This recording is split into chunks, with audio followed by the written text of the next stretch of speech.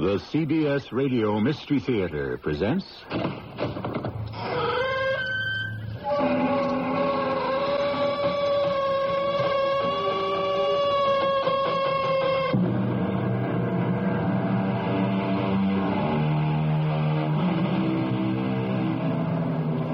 Come in. Welcome. I'm E.G. Marshall. Once again, we meet everyone's favorite sleuth, Sherlock Holmes. And today, we find him deeply involved in solving the riddle of the Musgrave Ritual, an ancient catechism handed down for centuries. A seemingly innocent passage into the rights of manhood. But its dark secret led to murder of the most horrible kind. When the bats fly low and the night's in the sky...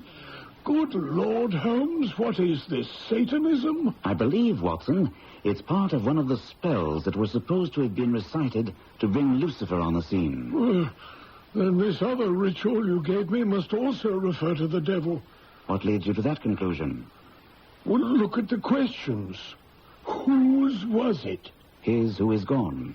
And who shall have it? He who will come. If not the devil, then who? That you'll find out, Watson, when you solve the riddle of the Musgrave Ritual.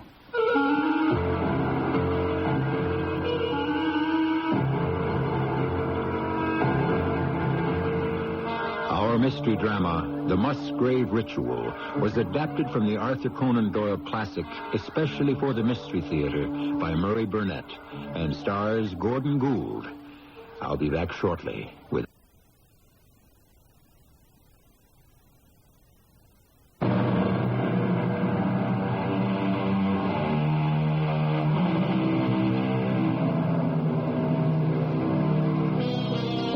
We tend to think of Sherlock Holmes as always having been famous.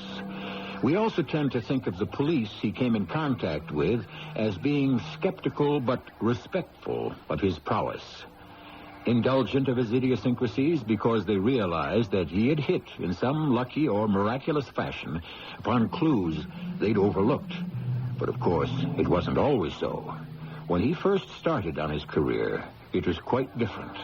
And today we embark with him and Watson upon the third case of his fabulous career, the Musgrave Ritual. In chronicling the cases of my friend Sherlock Holmes, I found the most difficulty in setting down the events in those dramas in which I played no part. The Musgrave Ritual is one affair that happened before Holmes and I met. He told me that it started when his old university friend, Reginald Musgrave, visited him in his room in Montague Street, hard by the museum. Come in, Musgrave. I pray to heaven, Holmes, that you can make a proper deduction in my trouble. Although I must confess, the police were against my coming to you at all. Perhaps you'd better start at the beginning. Your problem may be one that lends itself to a simple solution. I wish it was so. I doubt it very much. You see, it's one that concerns my servants. 2 of them have disappeared without a trace. And I'm afraid I may be somewhat to blame. Time enough to place the blame, and we've solved the problem. Who are the missing people? The butler, Brandon, and the second housemaid, Rachel Howells. You have a large staff, then? Yes, although I'm a bachelor. Holston is a large, rambling old place. Takes a good deal of looking after. How long had the 2 been with you? Brunton's been with us for 20 years. My father, who passed away some years ago, hired him. He was a school teacher with no job. He became invaluable. He's a great linguist and an accomplished musician.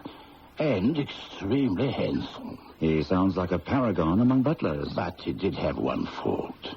He was a bit of a Don Juan. A few months ago, I thought all our problems were solved because he became engaged to Rachel Howells. But the more I think of it, the more I believe that this is where all the trouble started. Rachel had come in to dust the study. I looked up from my newspaper. I'm sorry, sir, I'm not disturbing you. No, not at all, Rachel. Tell me, have you and Brunton set a date yet? I'm sorry, sir, but very sorry. I shouldn't burden you with my troubles. My dear child, I don't understand. It's all off between me and Brunton. He's found someone else. What? When did this happen? Yesterday, sir. Mr. Brunton came to me and apologized and said he'd found someone else. Someone he'd fallen deeply in love with. It wouldn't be fair for us to go ahead with our plans. My dear girl, I really don't know what to say. Nothing to say, sir. I thank you for your kindness, and excuse me, I really don't feel very well. The girl had a breakdown. We sent for the doctor, and I must say I was shocked when I heard that Brunton's new love was the daughter of the head gamekeeper. I take it she's not missing. Oh, no. She's upset and baffled like the rest of us, but there's more to the story. A really shocking incident which happened regarding Brunton. Last Thursday night, I couldn't sleep, so I decided to continue with a novel I had been reading. However, it was in the billiard room. As I was passing the library, I saw light. My first thought was burglars. But after picking a weapon off the wall and stealing silently into the library, I was astonished to find Brunton fully dressed and unlocking one of the bureaus. So, Brunton, this is how you repay the trust my family has reposed in you. Sir, this is not what you think. No? I find you rifling a bureau drawer in the dead of night, looking through my family's papers, and you tell me it's not what I think. Nothing is missing, sir. I'm not a thief, Mr. Musgrave. Whatever you are, you're no longer in my employ. Please, let me explain. I think 20 years of service entitles me at least to that. Very well. Well, as you know, sir, when your father first hired me, I was a schoolteacher. I've never lost interest in scholarship. History holds a fascination for me. I'm consumed by it. The Musgraves are one of the oldest families in England and are an important part of our history. All I've been doing is looking through the old papers you have here. In the dead of night, secretly, and behind my back. There's a bad mistake on my part, sir, but I was afraid you might deny me permission. There's no excuse for what you've been doing. You leave tomorrow. Mr. Musgrave, please, sir. I'd ask you to consider the years I've spent with the family.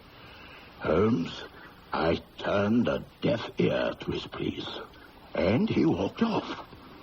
The taper was still on the table, and by its light I could see the paper that Brunton had taken from the bureau. And to my surprise, it wasn't anything important. Simply a copy of the questions and answers in the singular old observance called the Musgrave Ritual. And that is? A ceremony peculiar to our family, which each Musgrave for centuries past has gone through on coming of age. At any rate, I relocked the bureau, and I had turned to go when I was surprised to see Brunton standing before me. Mr. Musgrave, I've always been a proud man. I can't bear disgrace, sir. Disgrace will kill me. Believe me, my blood will be upon your head if you drive me to despair. If you cannot keep me after what has passed, then let me give notice and leave in a month. A month is too long. Take yourself off in a week and give whatever reason you like. Only a week, sir. A fortnight, say at least a fortnight. A week? And consider yourself fortunate that I have been this lenient. The trouble with presenting an accurate picture of Holmes' cases in which I wasn't involved lay in working from Holmes' notes, which were sketchy at best, and in a peculiar shorthand, which I sometimes found baffling. In this case of the Musgrave Ritual, I found it necessary to ask him what part the police had played. The police? My dear Watson, remember, they weren't Scotland Yard, and I dealt with a Sergeant Davies of the County Constabulary. He was somewhat less than enthusiastic. Well, now, Mr. Sherlock Holmes, Mr. Musgrave thinks the world of you, and he's asked me to give you every assistance. And I appreciate that, Sergeant. Would you mind telling me if you've reached any conclusion? We most certainly have, Mr. Holmes. And I know that a simple professional solution doesn't please you amateurs. And your conclusions, Sergeant? Brandon was quite a slippery character. And once Mr. Musgrave caught him red-handed, so to speak, he knew the jig was up, and he took off. Now, we've got bulletins out all over England and the continent for him. He'll turn up. I see. And the girl, Rachel? Well, no, that was a pretty piece of acting. Brunton must have been serious about her all along and just used the engagement to the gamekeeper's daughter to cover his traces. Meanwhile, she acted heartsick and then ran off after him to meet him somewhere. Well, Mr. Holmes, that ties everything up nice and neatly, eh? There are a few questions. You described Brunton as a slippery character, meaning that he had been engaged in acts of thievery before? Oh, yes, of course. Then how do you account for the fact that Mr. Musgrave says that in 20 years he'd never once missed anything of value? Neither cash nor jewels. Hurston's a very large place, Mr. Holmes. I suspect that if Mr. Musgrave were to take inventory, he might change his tune. So you have it marked as a case of theft and flight? That's what our experience tells us. Now, don't you agree? I think it may be a little more complicated than that. On the train up here, Mr. Musgrave told me you were very thorough in checking Rachel Howell's footprints. Oh, yes. We traced them right across the lawn to the edge of the pond, then on to the gravel, which leads out of the grounds. That was good work. Thank you, sir. And this leads you to believe that Rachel Howell left the grounds? Of course, sir. Don't you? Yes, Sergeant, I do. Only Musgrave also told me you had the pond dragged and fished up a linen bag containing a mass of old rusted and discolored metal and several pebbles. That's so. Now, at first, we thought the poor girl might have done away with herself, and that... Surely she wouldn't have thought of killing herself if she were going to join her lover. That was before we hit upon our solution. You see, before we knew she went off. I see. But then, what about this linen bag? Oh, probably some junk that had been there for years. But then, wouldn't the linen have been eroded? As I understand it, the bag looked as if it had been only recently immersed. There's that, sir. I give you that. Thank you, Sergeant. Now, did you consider the possibility that the girl threw that bag into the pond before she left the property? Oh, why would she do a thing like that? Why, indeed, Sergeant. If we had the answer, we'd know a lot more about the case. But why else would she go out of her way to stop by the pond if she were leaving the property? I've been told you'd had some success at amateur detecting, but you amateurs are apt to carry things too far. Next thing you know, you'll be coming up with those old wives' tales about the old Musgraves dabbling in witchcraft. You're the first one to mention that, Sergeant. But it does hold some interest. For the amateurs, not the professionals. If we listen to half the tales the widow Sykes spins, we'd be chasing shadows every full moon. The widow Sykes? She's the village historian and the village gossip. If you don't want to waste your time, Mr. Holmes, steer clear of the widow. Holmes, I'd like very much to know more about this thing called the Musgrave Ritual. But surely the whole ritual is outlined in my notes. Oh, yes, I do have it here. Read it to me, please. I'd like to refresh my memory. It seems to be in question and answer form. That's so. Let me see if I can recall the answers if you will read the questions. Very well. First question, whose was it? His who is gone. That's right. Well, now, second question, who shall have it? He who will come. Where was the sun? Over the...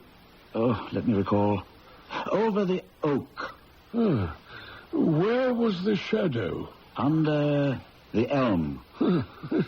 Remarkable memory, yours, Holmes. Thank you, Watson. Go on.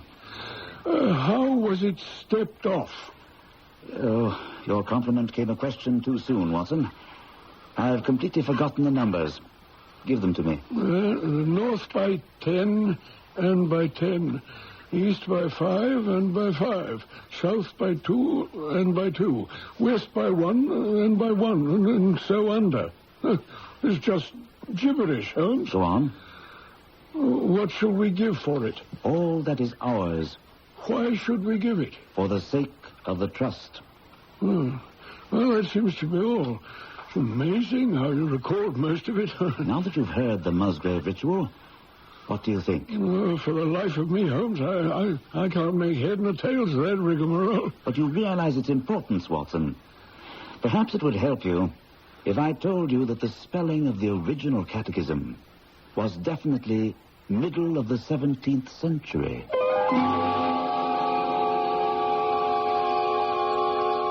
The secret of Sherlock Holmes' unparalleled fascination for readers was that he not only amazed Watson, but also his readers.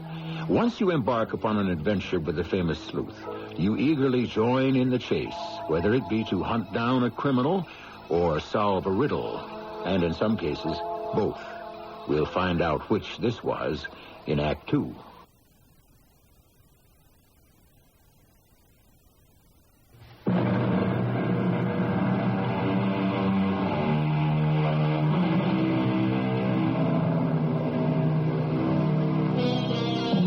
A classic Gershwin tune goes, "A foggy day in London town. It had me low, it had me down." Whenever I hear it, I can't help thinking that fog and London and Sherlock Holmes make for one of the most exciting combinations in all of literature. We return to 221B Baker Street, where Watson is patiently trying to unravel Holmes' notes in the case of the Musgrave Ritual. Holmes, I know you're trying to help me, but from your notes it appears we have 3 separate mysteries to solve. The disappearance of the butler, Brunton, Rachel Howell's vanishing, and this ancient Musgrave Ritual. That's just it, Watson. Suppose there was only one mystery, one problem to solve, and by solving it, all 3 questions would be answered. What then? Well, I don't see how that could be possible. I was convinced that the roots of all these happenings lay in the past.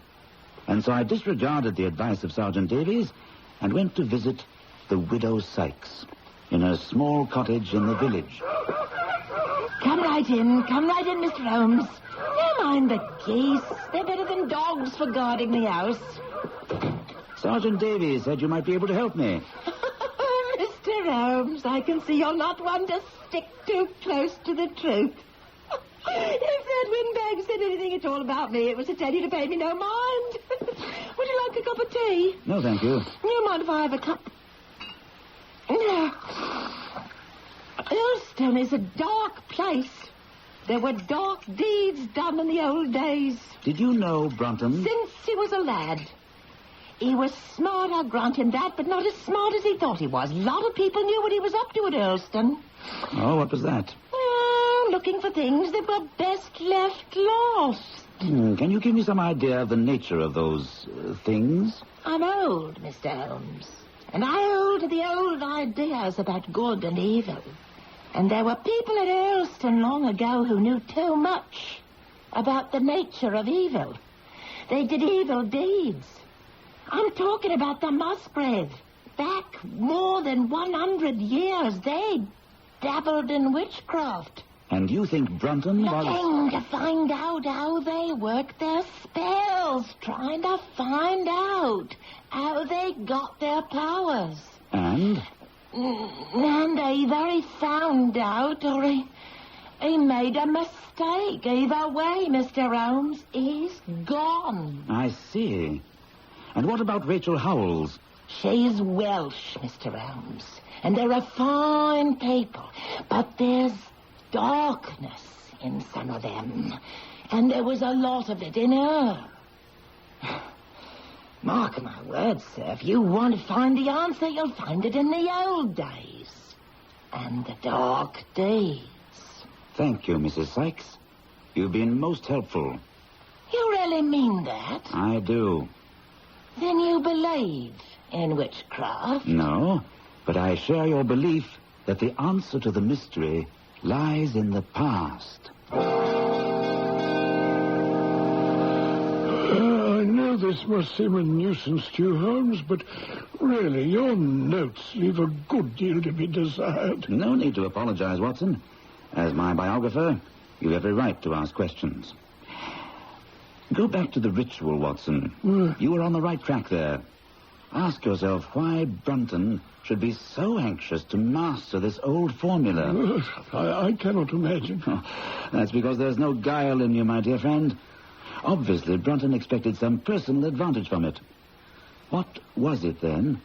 And how had it affected his fate? Holmes, I haven't the foggiest. If you'll continue reading, you'll find that I went back to Hurlstone and sought out Reginald Musgrave. Here you've been looking for me, Holmes. You'll forgive me, Musgrave, if I say that this butler of yours appears to me to have been a very clever man, and to have had a clearer insight than 10 generations of his masters. I hardly follow you. His avid interest in the Musgrave Ritual. But the ritual has no practical importance. On the contrary, it seems immensely practical, and I shall need your help in proving it.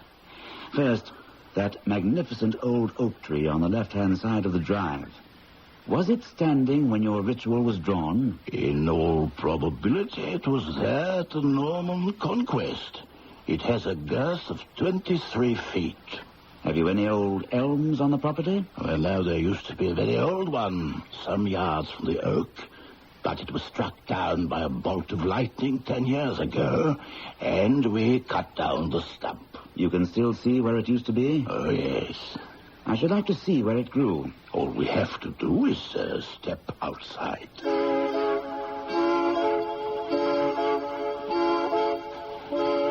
There you are, Holmes. You can see the scar in the lawn. I don't suppose it's possible to find out how high the elm was. I can give it to you exactly. It was 64 feet. How did you come to know it? My old tutor gave me exercises in trigonometry. They invariably took the shape of measuring heights. When I was a lad, I worked out every tree and building on the estate. Tell me, did your butler Brunton ever ask you such a question? Upon my word, Holmes, I don't know how you ferreted that out. But he did ask me some months ago in connection with an argument he said he had with a groom. But I still fail to understand what's behind it all. Holmes, I must confess that I sympathize with Musgrave's bewilderment. Look at my notes. Go back to the ritual and read. Where? What? Where was the sun? Over the oak. I see, Holmes, and the shadow was under the elm. Precisely. It was obvious from the first that the trees and the measurements were used as guides to some location. And if we could find that exact location, we should be well along towards finding the secret the Musgrave family thought necessary to cloak in so curious a fashion. Hold on. The ritual mentions shadow under the elm. Now, that must mean the far end of the shadow. Otherwise, they would have chosen the trunk as a guide. Excellent, Watson. But how in the world would you measure the shadow when the elm is no longer there? Oh, come, Watson. I know if Brunton could do it, I could also. I went with Musgrave to his study and found 2 lengths of a fishing rod which measured exactly 6 feet. Then I whittled myself a peg to which I tied a long string with a knot at each yard. And then we went back to the elm. I see the sun is just grazing the top of the oak, which is fortunate for us. Now, this is the spot where the elm stood, Musgrave? Right there, Holmes. We put the fishing rod in place, so, and lay out the peg along the lines of the shadow. And we see that it comes to exactly 9 feet. And my mathematical training tells me that if a rod of 6 feet throws a shadow of 9 feet, then a tree of 64 feet will throw one of 96. Correct. Let's get back to the oak and pace out the measurements step by step.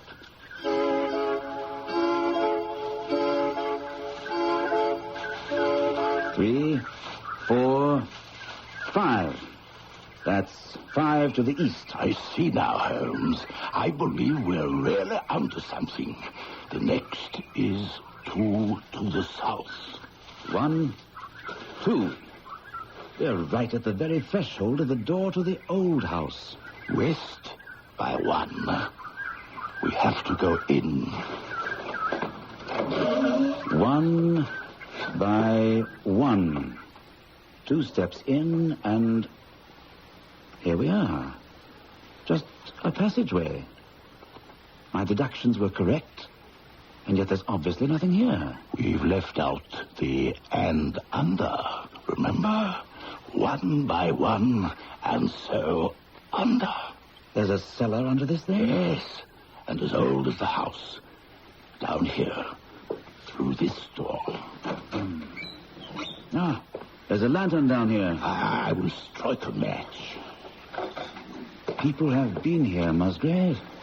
See, the wood has all been piled carefully along the walls, leaving a clear space in the middle here. That's Brunton's muffler. I swear to it. What's he been doing here? On the same quest as we, I'm afraid. There's a stone with a rusted iron ring in the center. Holmes, let's have it up. By all means, Musgrave. But I think we should first send for Sergeant Davies. Well,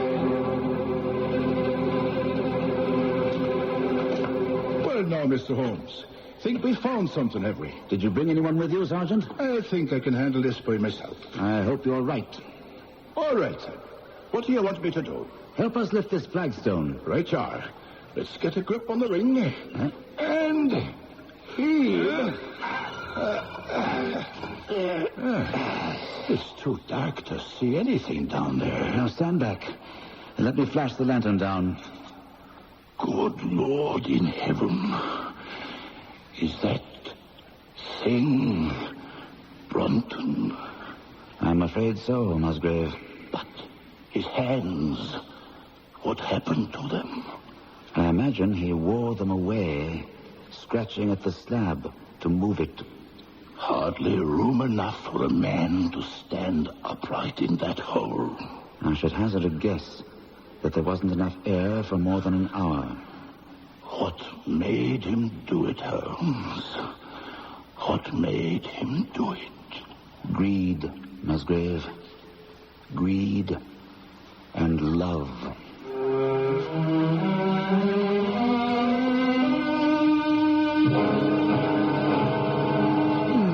Surely that wasn't all, Holmes. Far from it.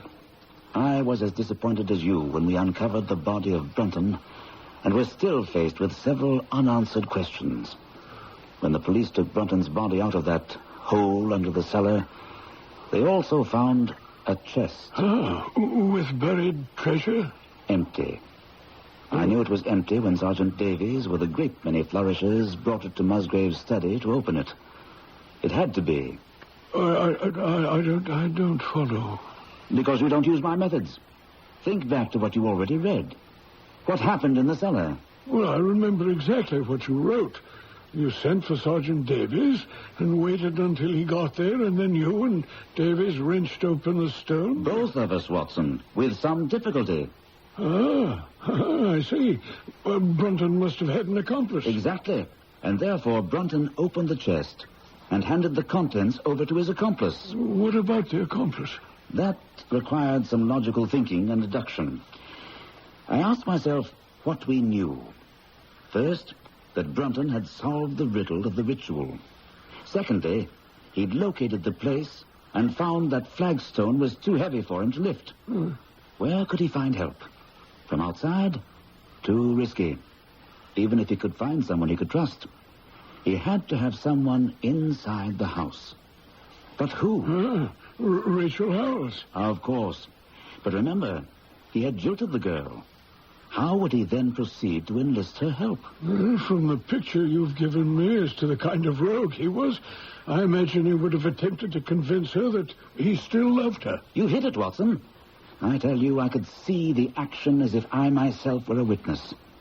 Brunton, slipping upstairs to her room late at night and tapping softly on the door.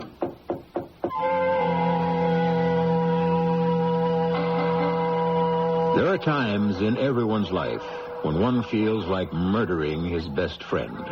And Sir Arthur Conan Doyle tells us that this was one of the times that Watson could cheerfully have killed his friend Holmes, because Holmes broke off his narrative to fill a pipe. But he did continue, and so will we, right after these messages.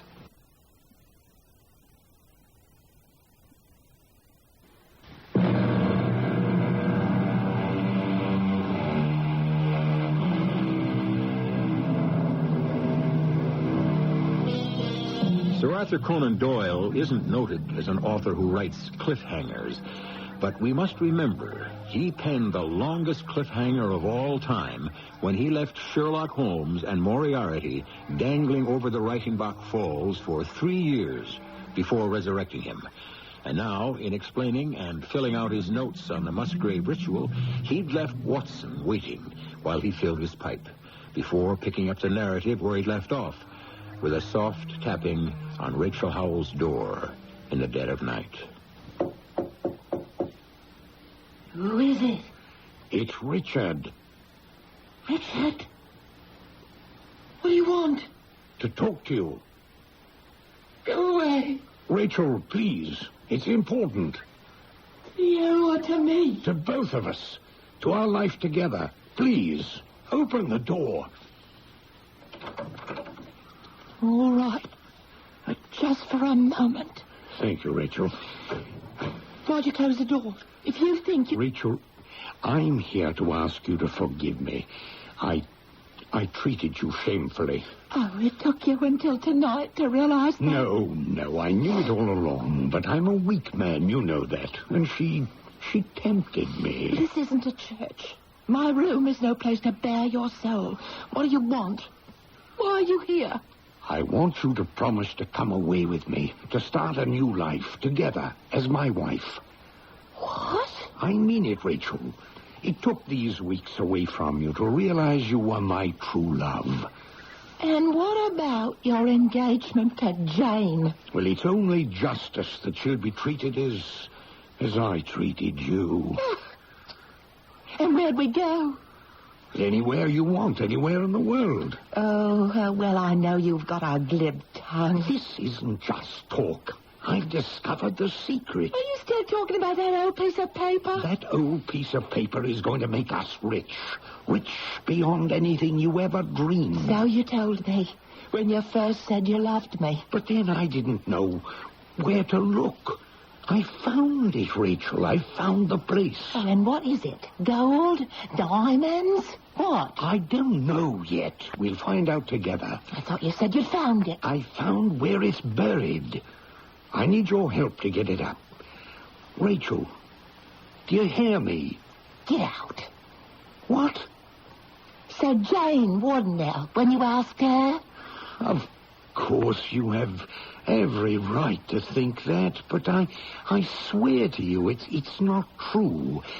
I've not even whispered a word of this to Jane. I don't believe you. How can I convince you? You come to my room in the middle of the night. You tell me you've had yet another change of heart. You don't love Jane. You love me. I've always loved you. And then you ask my help. Well, you can have it when you announce our engagement. But I can't do that. Why not? Because of the repercussions. I'd look like a fool in everyone's eyes. Think of what the other servants would say. Well, that didn't bother you before. Do just what you did with me. Impossible. That's what I thought. Well, now you can leave. There's nothing to keep you here. Rachel, I've been sacked. Is there no end to your life? It's true. Mr. Musgrave caught me in the library studying the ritual. I found the treasure, but I've only got 3 days to get it. The treasure. That's what's important to you, isn't it? It's important to us. With the treasure, we can do as we please. Live the life we want. Think of it, Rachel. You and I together, master and mistress. We'll hire servants instead of serving others. Oh, if only I could believe you. Listen, you can test me. Go to Mr. Musgrave. Tell him I told you I was leaving. He'll admit that it's so. Now, do you believe me? If only I could. I want to. My heart wants me to, but Rachel, trust me. Just let yourself trust me. Listen to your heart, Rachel. Come here into my arms. Don't think any more.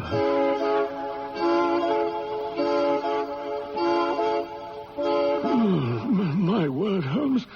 You made me actually see it. It's just as if you were there. The science of deduction, Watson.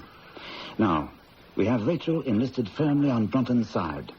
They don't have much time, so I suspect that the very next night, Brunton and Rachel crept down to the cellar, very cautiously and quietly, and... All right, here we are, Rachel. But there's nothing in this old cellar except logs and wood. That's what everyone thinks. But if we lift these pieces of wood from the center of the floor and put them over there, hey, what do we find? A stone with a ring in the center. Right, my girl.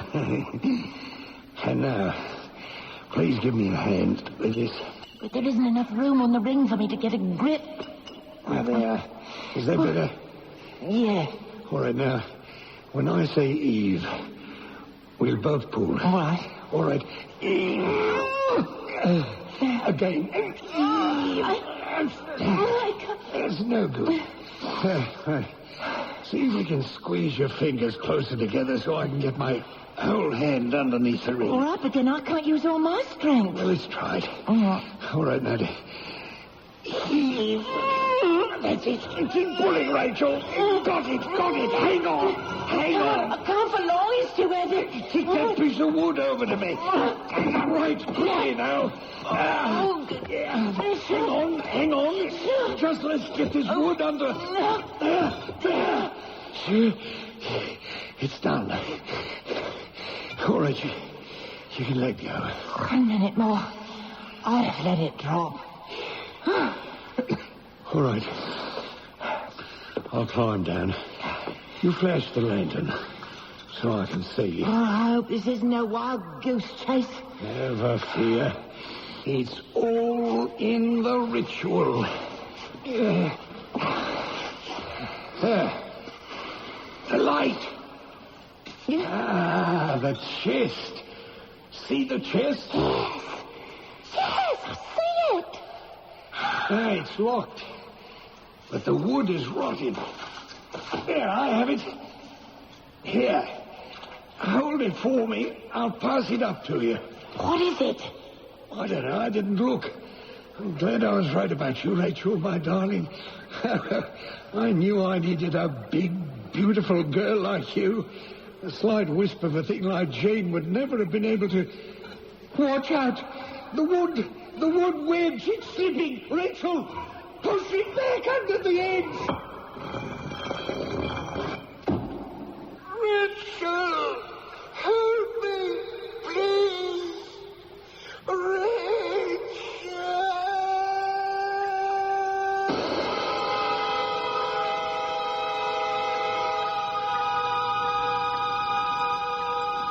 Good heavens, Holmes. What a horrible picture you paint. Horrible? Certainly. But that must have been the way it happened, Watson. That explains her behavior with Musgrave when he questioned her the next day about Brunton's whereabouts. You recall she became hysterical and was almost incoherent. No wonder. That's a picture I can never quite get out of my mind. I still sometimes see that woman's figure dashing out of the cellar and up the stairs, clutching the treasure. Was it chance that the wood wedge slipped? Or some smoldering fires of vengeance awoke in Rachel when he said what he did about her rival Jane. Or perhaps he didn't have to say anything. Perhaps she saw she had him in her power and kicked the wood support away herself. What do you think, Watson? I really don't know. But does it matter? Unanswered questions nag at me. Holmes, aside from the fact that I know what happened to Brunton and why, I'm still at a loss about the treasure. Come, Watson. You know exactly what happened to it. Look at the facts. Well, I assume from your notes and what you've told me that Rachel discovered it was worthless and threw it in the pond before she ran away. That's half right. Half? But didn't you tell me that all that was found when they dragged the pond was a linen bag with some old worthless metal in it? Rachel did indeed throw the bag in the pond, but the contents were far from worthless. Oh, dear. I'll never get this straight. You will if you hang on to your original hunch. The answer lay in the ritual and the coins that were found in the chest. Are you playing quite fair with me, Holmes? That's a shrewd question, Watson. I should have added that part of the answer lies in the history of the Musgrave family. They were staunch cavaliers opposed to the Roundheads. Well, that doesn't help much. What was the first question in the ritual? Whose was it? And the answer was, his who is gone. That can only refer to one person, Charles I. Remember the coins? Well, I see that now, but still... And the ritual continues, who shall have it? Watson, you can give me the answer. Yes, he who will come. But that could be anybody. No, Watson. It could be only one person.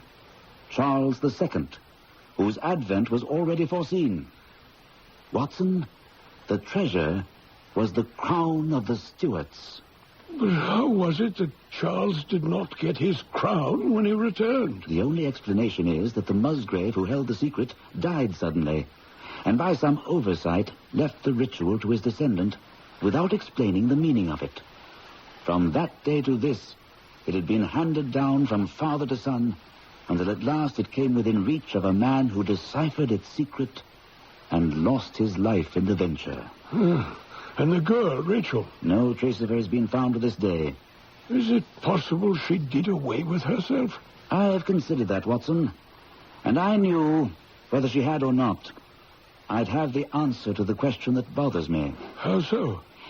It stands to reason that if Rachel Howells committed suicide, then the wood wedge must have slipped, and she couldn't stand the guilt and remorse she felt because she did nothing to help Brunton.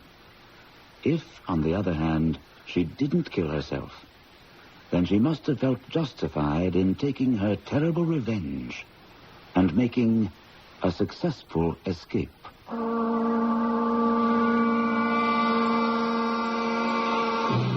To my knowledge, this is the only story Sir Arthur Conan Doyle wrote that ended with any sort of conundrum. And this one, about whether Rachel Howells deliberately entombed her former lover or was unable to prevent a horrible tragedy, can surely take its place alongside the justly famous The Lady or the Tiger. I'll be back shortly.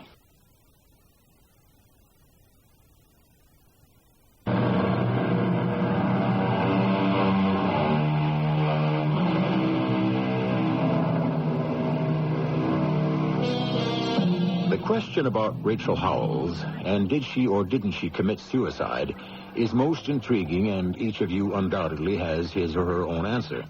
I lean to the theory that it was deliberate, because Conan Doyle and Holmes make much of her dark, Celtic, passionate background.